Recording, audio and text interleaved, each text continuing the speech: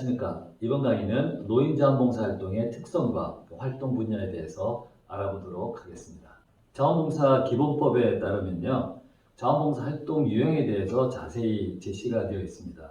여기 보시는 바와 같이요, 사회복지 분야와 보건 분야, 그 다음에 문화, 관광, 예술, 체육 분야, 교통 및 질서, 계도, 교육 상담, 그리고 요즘같이 이제 코로나19 시대와 같이 재난관리, 재해구호 분야, 취약계층, 권익옹호, 인권옹호, 평화구현, 그리고 이제 범죄 예방선도, 부패방지 소비자운동, 그리고 이제 우리 어르신들이 많이 하시죠. 환경보호, 자연보호, 그 다음에 국제협력과 공공행정, 사무지원 등 다양한 분야에서 자원봉사활동을 수행할 수가 있습니다.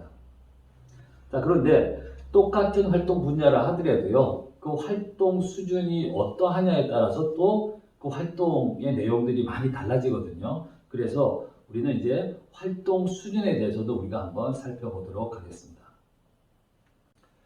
활동 수준에 따른 분류를 한번 살펴보면요, 일반 봉사, 준전문 봉사, 전문 봉사, 이 세 가지로 우리가 살펴볼 수가 있습니다. 그러면 하나씩 우리가 한번 살펴보도록 하겠습니다. 자, 일반 봉사는요, 특별한 기술이나 능력을 필요하지 않아요. 그냥 내 의지가 있고요. 그 다음에 시간이 있으면 언제든지 참여할 수 있는 그러한 단순 노력 봉사가 바로 일반 봉사에 해당된다고 할 수 있습니다. 뭐 그림에 지금 나타나 있죠. 설거지 봉사라든지 청소라든지 목욕 봉사, 질서 유지를 위한 보조요원, 그 다음에 환경 캠페인 활동 등이 그러합니다. 자, 준전문 봉사활동은요, 장기간의 취미생활이나 혹은 전문적인 교육을 통해서 획득한 기술이나 혹은 그 능력을 바탕으로 해서 하는 봉사활동입니다.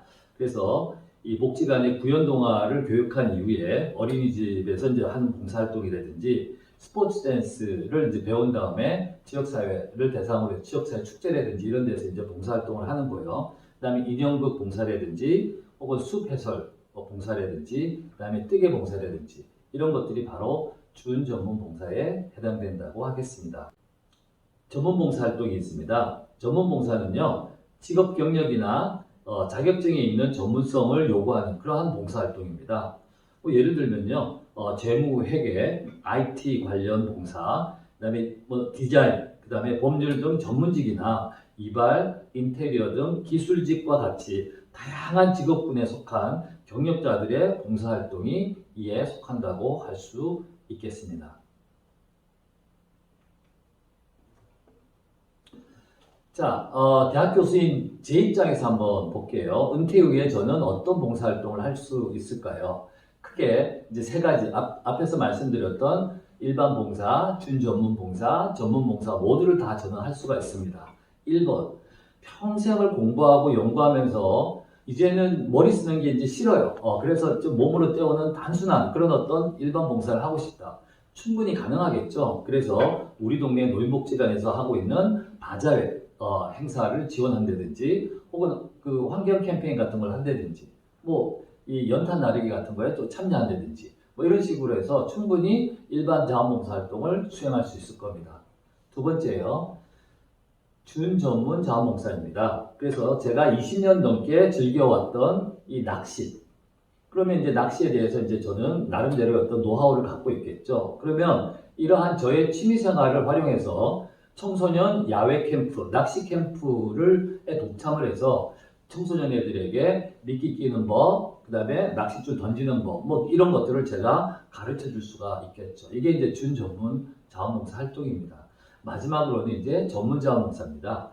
제가 평생을 연구했던 자원봉사와 관련된 그러한 지식을 우리 사회에 환원하는 그런 어떤 봉사활동이 가능하다는 겁니다. 예를 들면 자원봉사 단체에 제가 자문이나 혹은 고문으로서의 활동을 할 수가 있죠. 이런 것들이 이제 전문 자원봉사 활동이라고 할 수 있겠습니다. 자, 여러분들은 일반 봉사, 준전문 봉사, 전문 봉사 어느 것이 더 마음에 드나요? 자, 이제는 자원봉사 활동 장소와 방금 제가 말씀드렸던 활동의 수준 이 두 개를 이제 결합해서 한번 생각을 한번 해볼게요. 자, 이 그림을 보시면 위에 나와 있는 것이 이제 복지관 안에서 하는 활동이고요. 밑에 있는 것은 이제 지역사회에서 하는 활동입니다. 그래서 복지관에서 하는 활동, 지역사회에서 하는 활동으로 일단 활동 장소를 구분을 하고요. 그 다음에 그 안에서 각각 전문 활동 혹은 준전문 봉사활동이냐 혹은 일반 봉사활동이냐를 한번 생각을 해 본다는 겁니다. 복지관 안에서도 이 전문 혹은 준전문 활동 많이 할 수가 있습니다. 이 그림에 나와 있지만요. 이 컴퓨터 교육 같은 걸 하실 때 1기 교육을 받으신 분이 2기, 3기 후배 이 어르신들한테 이제 조교로서 이제 봉사활동을 하는 거죠. 이런 것들은 이제 준전문 봉사활동으로서 충분히 할 수 있고요.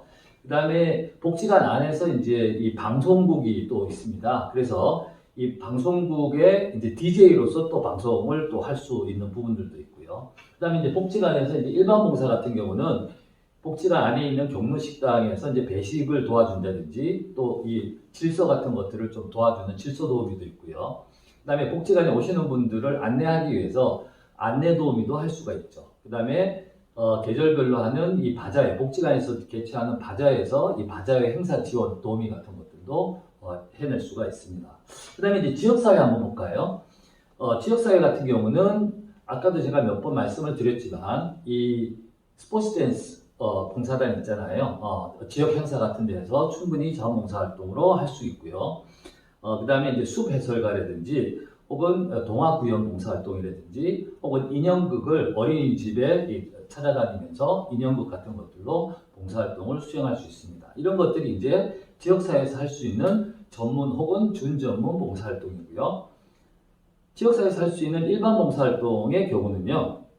이 거리 환경 캠페인이라든지 환경 보호 캠페인, 그죠? 그다음에 길 안내해주는, 특히 이제 외국인이 많은 그런 어떤 지역 같은 경우는 외국인이나 혹은 관광객들을 위한 안내 도우미, 그죠? 이런 것들을 통해서 지역 행사 지원 도우미 이런 것들도 충분히 해낼 수가 있다라는 겁니다. 자, 이제는요, 우리 한국 노인자원봉사의 어떠한 그 전환기의 변화, 그 다음에 앞으로의 어떤 실천 방향에 대해서 우리가 한번 살펴보도록 하겠습니다.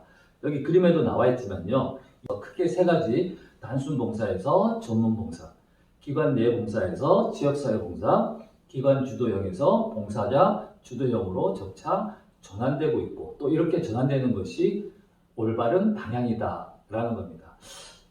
조금 더 자세하게 이 세 가지를 한번 살펴보도록 하겠습니다. 첫 번째, 일반 노력봉사에서 전문봉사로 전환된다라는 거죠. 그래서 이 준전문 혹은 전문적인 봉사활동들을 조금 더 많이 개발하고 또 이 어르신 봉사자들 스스로도 이 단순 이 일반 봉사보다는 준전문이나 혹은 전문 봉사활동에 조금 더 많이 관심을 가질 필요가 있고요. 특히나 여기 전문직 퇴직자들이 자신의 어떤 직업 경력을 활용해서 전문적인 봉사활동을 보다 조금 더 많이 할 수 있어야 될 것 같습니다. 자, 전문 및 준전문 봉사활동에 대해서 조금 더 우리가 상세히 한번 살펴보도록 하겠습니다. 첫 번째는요, 전문 지식을 바탕으로 하는 게 있고, 두 번째는 기능적인 전문성을 바탕으로 하는 거, 그다음 세 번째로는 기술적인 전문성을 바탕으로 하는 거. 이 세 가지로 우리가 구분해 볼 수 있는데요. 첫 번째로 이제 전문 지식을 바탕으로 하는 것으로는요, 법률 자문, 의료 봉사, 통번역 봉사, 전문 상담, 기업 컨설팅, 재무회계 봉사, IT 봉사, 그다음에 이제 퇴직 교사분들이 많이 하시는 학습 지도 봉사 등이 있습니다. 두 번째 이제 기능적인 전문성을 바탕으로 하는 것을 살펴보면요. 문화예술 봉사, 생활체육 지원 봉사, 레저 활동 지원 봉사, 전통문화 지도 봉사 활동 등이 있습니다. 마지막으로 기술적인 전문성을 바탕으로 하는 것으로는 이미용 기술 봉사, 미장 기술 봉사, 페인트 기술 봉사, 그리고 목공 기술 봉사, 건축, 인테리어 봉사 등이 있습니다. 2017년도에 보건복지부에서 실시한 전국 노인을 대상으로 한 실태조사가 있었습니다. 이제 거기에 보면 일반 노력봉사, 그러니까 일반 봉사활동이 77.9%나 된다고 해요. 그러니까 이제 자원봉사하고 있는 어르신들 중에 거의 80% 가까이가 일반 봉사를 하고 계신 거고요. 그 다음에 이제 준전문 봉사활동은 12.3%, 그리고 전문 봉사활동은 8.7%에 불과합니다. 그러니까 아직도 준전문가 전문 봉사활동이 많이 미흡하죠. 그래서 앞으로 여러분들도 이 준전문 활동과 이 전문 활동에 대해서 조금 더 많은 관심을 가질 필요가 있습니다. 자, 이제 다음으로는요, 이 기관 내 봉사에서 지역사회를 대상으로 하는 봉사활동에 관련된 내용을 한번 살펴보도록 하겠습니다. 기관 내 봉사활동은요, 안내도우미라든지 식사도우미 혹은 행정지원도우미 등의 봉사활동에서 이제 점차 우리 지역사회에 당면한 문제를 해결하고 지역 주민들의 삶의 질을 향상시키기 위한 그런 지역 봉사활동으로 점차 나아가고 있다라는 겁니다. 자, 그러면 왜 지역자원봉사를 해야 하나라는 것에 대해서 한번 그 이유에 대해서 한번 살펴보도록 할게요. 첫 번째는요, 우리 지역사회가 노인자원봉사를 원하고 있다라는 겁니다. 왜냐하면 이제 노인들에 대한 어떤 역량도 이제 점차 향상되어 있고요. 이런 것들에 대해서 우리 지역사회 주민들이 알고 있다라는 겁니다. 전문직에 계시다가 퇴직한 어르신들도 주변에 많이 있고요. 그 다음에 평생 학습을 통해서 다양한 지식이나 어떤 그 기술 같은 것들을 평생 교육을 통해서 또 학습하신 어르신들이 주변에 많이 있거든요. 이런 분들의 이 경륜과 경험과 기술과 지식을 활용해서 우리 지역사회의 문제들을 충분히 해결해 나갈 수가 있다라는 겁니다. 그래서 우리 지역사회가 원하고 있다. 두 번째로는요, 우리 복지관 안에서의 봉사활동보다는요, 지역사회 봉사활동들이 훨씬 더 다양합니다. 그럴 수밖에 없죠, 그죠?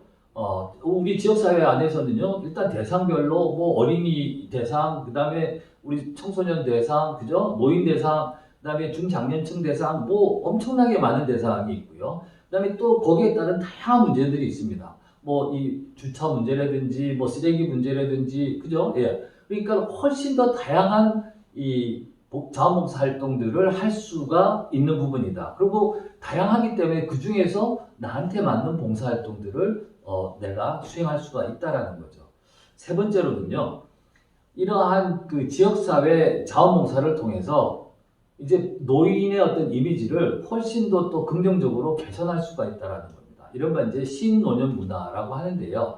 이전의 어떤 노년 문화가 다소는 부정적이거나 우리 사회에 좀 소극적이거나 그죠? 의존적이거나 그랬다면 이 노인 자원봉사 활동을 통해서 우리 지역 주민들로 하여금 이제 노인들의 이미지는 보다 더 긍정적이고 적극적이고 독립적이고 그죠? 오히려 우리 사회에 도움을 줄 수 있는 그런 어떤 선배 시민으로서의 어떤 모습으로 각인시킬 수 있는 그런 어떤 좋은 매개체가 바로 지역사회 노인 자원봉사 활동이라는 겁니다. 그다음 네 번째는요, 지역사회 자원봉사 활동을 하다 보면 다양한 사람들을 만날 수밖에 없겠죠. 그래서 청소년하고 같이 하는 세대교류 프로그램들 같은 것들 많이 하고요.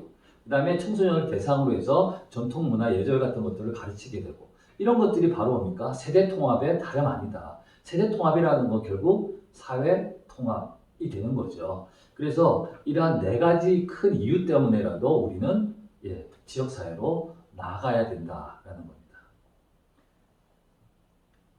자, 그 다음 세 번째, 기관 주도형에서 자기 주도형 봉사활동으로 전환되는 것에 대해서 알아보도록 하겠습니다. 이전에는요, 기관이나 혹은 그 기관에 이제 실무 담당자 선생님이 있잖아요. 이분들에 의해서 기획되고 자원봉사활동이 기획되고 실행되고 이래 왔었는데요. 이제는 우리 노인 스스로가 봉사활동의 주체가 되는 거죠. 그래서 스스로가 우리가 어떠한 봉사활동을 해야 될 것인가에 대해서 스스로가 공부하는 겁니다. 그래서 학습하고 그 다음에 봉사활동을 직접 기획하고요. 또 실행하고 심지어는 이제 평가까지 하게 되는 이것이 이른바 자기 주도적인 봉사활동이다라고 말씀을 드리겠습니다. 이 그림은요, 자기 주도형은 크게 두 가지 체계로 구분할 수가 있습니다. 이 학습 체계와 봉사활동 체계죠. 아까도 제가 잠깐 말씀드렸지만은 봉사활동이 기획됐어, 그 다음에 참여해, 끝났어가 아니고요. 봉사활동을 우리가 뭘 해야 되지에 대해서 우리가 고민을 해야 된다는 겁니다. 그래서 혼자만 고민하는 것이 아니고 하기 위해서는 우리가 뭡니까? 학습할 필요가 있다. 그래서 이제 가장 중요한 것 중에 하나가 학습 체계입니다. 여기 보시면은 동료 간의 학습 체계라는 것이 있습니다. 그래서 어떠한 이슈에 대해서 전문가를 초빙해서 강의를 듣는 그런 것들이 아니고요. 우리 스스로가 뭐 하나씩은 다 잘하는 거죠. 그래서 내가 어떤 일에 오랫동안 일을 하다가 이제 은퇴를 했잖아요. 그럼 그 분야에는 제가 전문가잖아요. 그러면 내 배경에 관련된 그런 이슈나 지식에 관련돼서 우리 봉사단 이 구성원들과 함께 얘기를 나누는 겁니다. 그럼 제가 강사가 되는 거죠. 그리고 제 강의가 또 끝났으면 또 질문하고 답변을 하고요.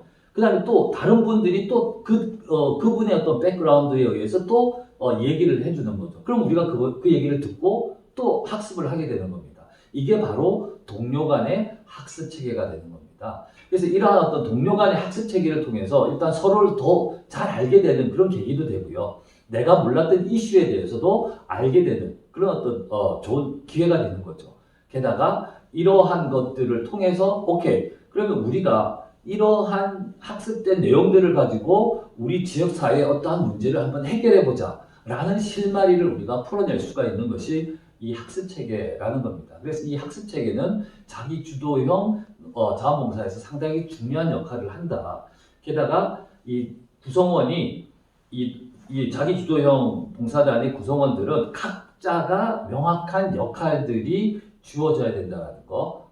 그래서 이 뭐 회장이 있고 부회장이 있고 총무가 있고 나머지는 팀원으로서 뭐 긴가민가 있는지 없는지 그것이 아니고요. 각자의 팀원이라 하더라도 각자의 어떤 역할들을 좀 명확하게 부여할 필요가 있다라는 겁니다. 자, 이런 어떤 학습 체계를 기반으로 해서 그 다음 나오는 것이 이제 봉사활동 체계입니다. 그래서 봉사활동을 스스로 기획하고요, 수행하고 평가하고, 그 다음에 이 평가 내용들을 어떻게 우리가 다시 활용할 수 있을 것인가, 이런 것들도 우리 노인자원봉사단 스스로가 일단 해보는 겁니다. 그러면은 이 기관의 실무자 선생님은 그럼 뒷짐지고 가만히 있나요? 그게 아니라는 거죠. 학습 체계가 잘 돌아갈 수 있도록 계속해서 지원을 해줍니다. 장소도 마련해 주고요. 그 다음에 심지어는 처음에는 학습 체계를 했을 때 같이 또 기록도 해서 나중에 또 기록된 것들도 참여하신 분들에게 나눠드리기도 하고요. 또 이 어떤 이슈에 대해서도 이런 거 한번 해보는 게 어때요 하고 툭 한번 던져주기도 하고요. 뭐 여러 가지 형태로 이렇게 도와주는 그런 역할들을 해줘야 됩니다. 봉사활동 체계도 마찬가지입니다. 만약에 봉사활동을 기획을 했다. 그러면 기획하는 과정에서 우리가 이런 부분에 대해서는 전문적인 어떤 이 특강이 필요한데요, 라고 이 노인봉사단에서 요구를 하면 또 그렇게 또 이 전문 특강을 할 수 있는 그런 강사를 또 섭외를 해서 또 강의를 또 할 수 있도록 또 기회를 제공해 줘야 되는 겁니다.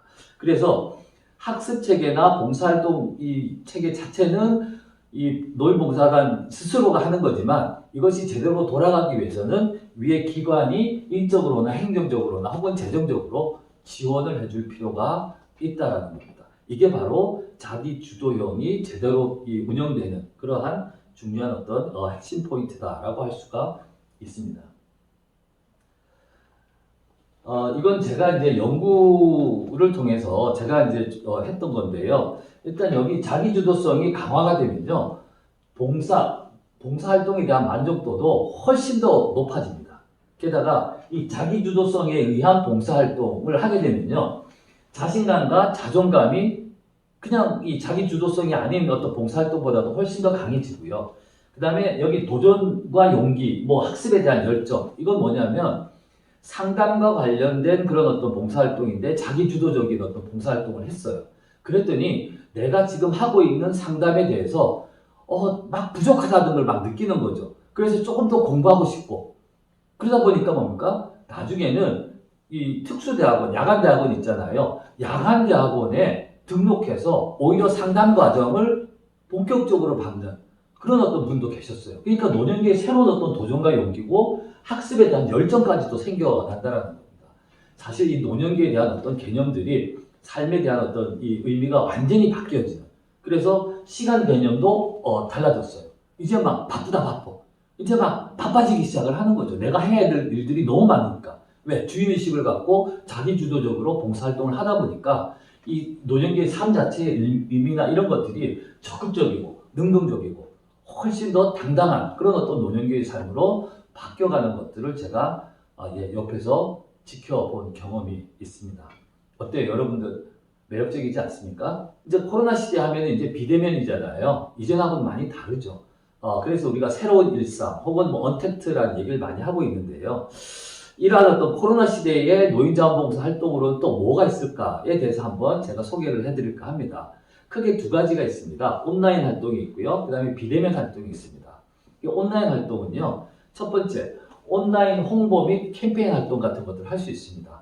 저처럼 이렇게 이제 강의하는 모습을 찍어서 이제 유튜브에다가 올리잖아요. 이제 이런 겁니다. 그래서 이 복지관의 다양한 어떤 프로그램이라든지 뭐 이런 것들을 이제 홍보하기 위한 혹은 이 코로나 시대의 어르신들의 어떤 지침 사항들 이런 것들을 이제 캠페인하기 위해서 이 온라인으로 찍고 이것들을 유튜브나 이런 걸 통해서 이제 전달하는 상황이죠.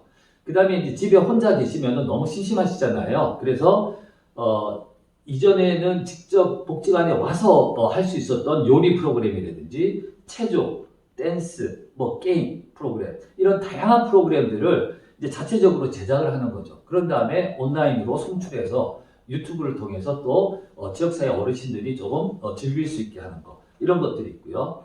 그 다음에 이제 요즘은 각 복지관마다 복지관 TV도 있습니다. 그래서 복지관 TV에 특히 이제 이 복지관 안내 프로그램 같은 거에 많이들 참여하시거든요. 그래서 복지관 TV에 참여하시는 방법.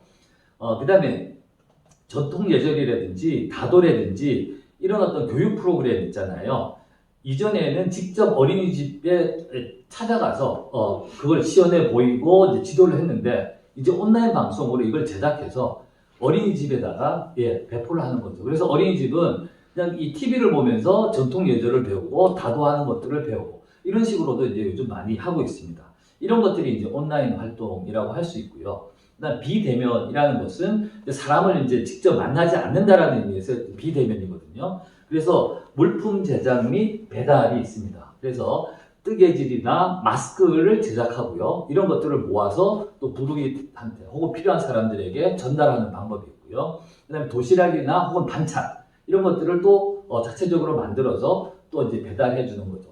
배달은 이전 같은 경우는 배달하면서도 이 정서 지원까지도 있었어요. 말버스 서비스까지 같이 겸했거든요. 하지만 이제 요즘 비대면이니까요. 그 집 앞까지 가서 집에서 띵동 하고 배를 누른 다음에 그냥 오면 되는 거죠. 여기까지가 이제 비대면이잖아요. 그 다음에 텃밭 농작물 가꾸기도 있습니다. 그래서 이제 이 공동으로 텃밭을 가꾸죠. 그래서 텃밭에서 수확한 어떤 농작물들을 또 불우이웃을 통해서 또 이 배포할 수가 있습니다. 그 다음에 이제 복지관 회원분들을 대상으로 해서 안부 전화하는 것도 역시 비대면 봉사활동의 중요한 어떤 파트일 수도 있고요. 그 다음에 이제 야외 봉사활동이 있습니다. 지금은 이제 이 사회적 거리두기가 뭐 2.5에서 뭐 1로 또 내려가고 뭐 그때그때마다 조금 다른데요. 이제 소규모 야외 활동 같은 경우는 조금 가능해요. 뭐 마스크 당연히 끼고 하면 되겠죠. 그래서 마스크 끼고 야외에서 교통정리라든지 방법 순찰 활동 이런 것들은 충분히 가능하거든요. 비대면 활동으로서. 그래서 이런 것들도 여러분들 해주시면 좋고요. 그 다음에 세탁 봉사활동 이것도 역시 마찬가지. 세탁물만 가서 이제 세탁을 해드린 다음에 그냥 앞에 갖다 드리면 되니까요. 그 다음에 이제 주택이나 경로당에 수리해주는 봉사활동 이런 것들도 비대면 활동으로 가능할 수 있습니다. 그래서 요즘은 이 코로나 시대에 의해서 이제 뭐 다들 이제 복지관 안 오시니까 모든 것들이 다 정지되어 있는 그런 상황인데 노인 자원봉사와 관련해서는요 이런 온라인 활동이라든지 비대면 활동들을 통해서 다시 한 번 더 으쌰으쌰 자원봉사 활동들을 재개할 수가 있습니다. 자, 흔히들 우리 노년기를 여가투성이라고 많이 얘기를 합니다. 은퇴한 다음에 이제 경제활동을 하지 않죠. 그러면 나머지는 뭡니까? 다 온통 여가라는 겁니다. 제가 이 노인 자원봉사 활동에 관련된 연구를 하면서 이제 노인 봉사자들과 인터뷰를 많이 했거든요. 그러면서 가장 인상적으로 남는 말 중에 하나가 바로 나는 자원봉사로 놀아요. 자, 어떻게 보면요. 논다라는 말이 자원봉사가 이를 가볍게 여긴다라고 생각할 수 있지만 여가투성이인 이 노년기에 본인은 뭡니까? 한마디로 자원봉사에 올인한다라는 표현입니다. 그리고 이런 자원봉사를 통해서 내 삶이 훨씬 더 즐겁고 보람있다라는 거죠. 그게 바로 논다라는 표현을 하셨던 것 같아요. 여러분들 어때요? 일반 봉사든 준전문 봉사든 혹은 전문 봉사든 복지관 안에서 하시든 복지관 지역사회에서 하시든 온라인으로 하시든 비대면으로 하시든 이제 여러분들 자원봉사로 노는, 그래서 보람을 느낄 수 있는 그런 어떤 노년기가 되었으면 좋겠습니다. 이상 제 강의 마치도록 하겠습니다. 감사합니다.